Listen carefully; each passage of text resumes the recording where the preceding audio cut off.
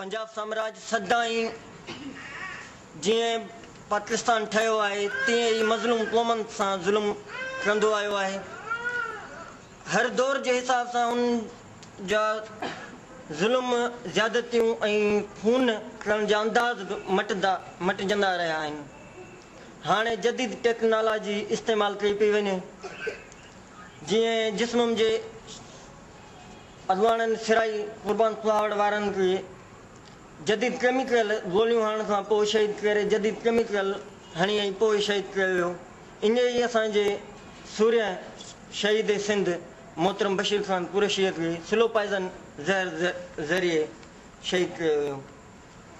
असां अदम तशद्दुद साईं जेम्स जो नज़रियो हो जंहिं ते मोहतरम बशीर ख़ान कुरैशी सदाई हलंदो आयो ऐं अदम तशद्दुद जी राह ॾसींदो आयो। पर हीअ सुधरियल क़ौमनि लाइ अदम तशद्दुद जो रस्तो हूंदो आहे। हीअ कारा साम्राज्य हीअ सुधरियल आहिनि ई कोन जेके अदम तशद्दुद जी ॻाल्हि सम्झनि।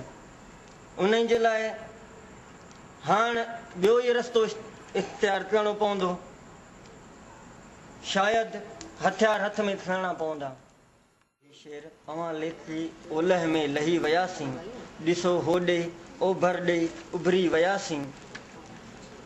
दुनिया जी का बि तारीख़ को बि मुल्क आज़ादी हासिल करण लाइ मज़लूम क़ौमूं सदाई मैदान जंग में अमल पैरा रहियूं आहिनि।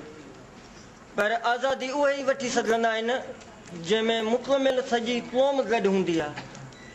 अफ़सोस सां चवणो पवे थो त असां सिंधी क़ौम जी अधु आबादी हमेशह घरनि में ई रही आहे ऐं अधु आबादी अमल जिदोजहद में रही आहे। उन जे करे बि सिंधु देश जे हासिलात लाइ रुकावटूं आयूं ऐं कामयाबी न मिली सघी। मुंहिंजी नज़र में बशीर ख़ान कुरैशी वाहिद ओ लीडर हो जंहिं हाणे कराचीअ में फ्रीडम मार्च में औरतनि जी शिरकत खे यकीनी बनायो